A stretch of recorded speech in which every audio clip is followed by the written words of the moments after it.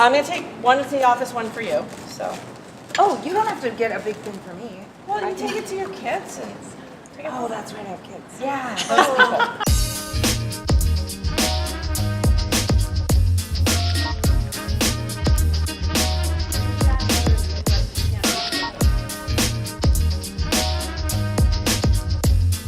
All right, so we're off to the Paseo merchant mixer. It's something that my company came up with 16 years ago, where we present the marketing plan and talk to them about what we're doing to market the street and how they can participate in that. Since they were my first client in my entrepreneurial journey, and today marks the 16th time I've stood in front of them to talk about marketing, kind of leads into why in the hell did I ever become an entrepreneur?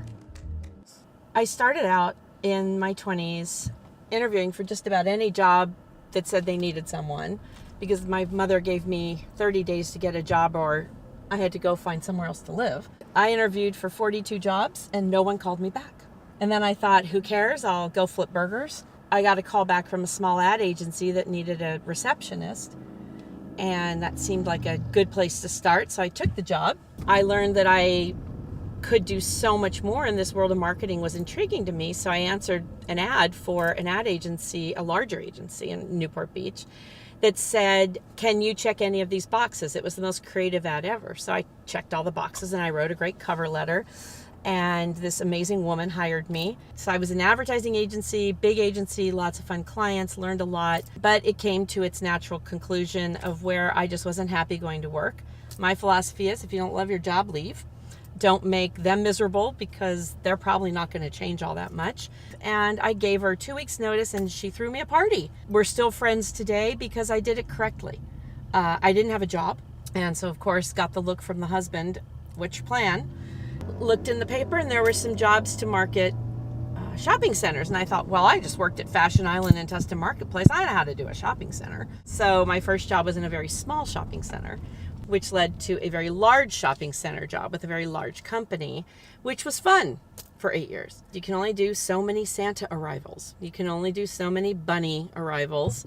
And you can only deal with parents of small children for so long. After one Christmas, I was about to turn 40 and was sitting in the hot tub with my girlfriends who flew from all over the country to help me usher in my 40s. And they all looked at me and said, quit your belly aching. Start your own company. You're smart. You can do this. And I looked at them and I said, I'm going to. And that's when I got the really big look from the cute husband.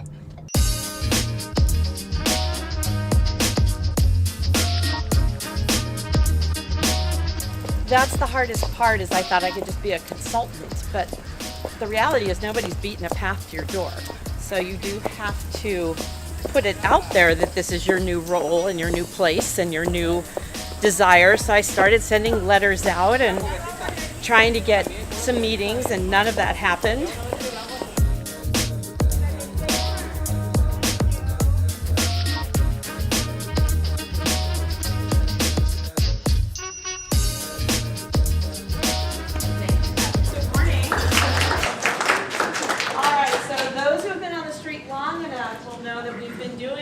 For a long time. It's been 16 years. Wow. So it's our Sweet 16.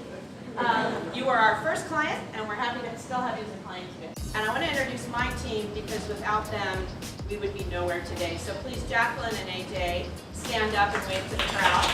You'll see a lot of them.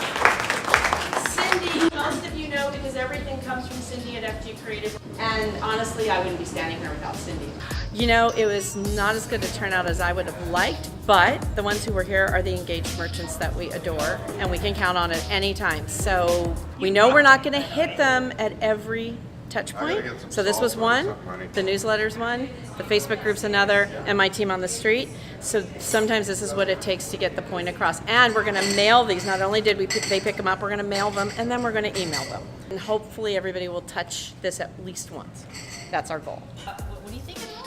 So it's been this incredible journey with Heather walking beside me and seeing every flaw that I didn't know I had. The information, I hope, is something people care about and are learning something from. And some of the comments tell me that, yeah, that some of this is really resonating. But what I look at is, how did my hair look that day? And who forgot to put lipstick on? And so I'm hypercritical of myself. I'm learning to let that go a little bit. So this has been a great journey for me to drop the vanity and to focus on what's really important.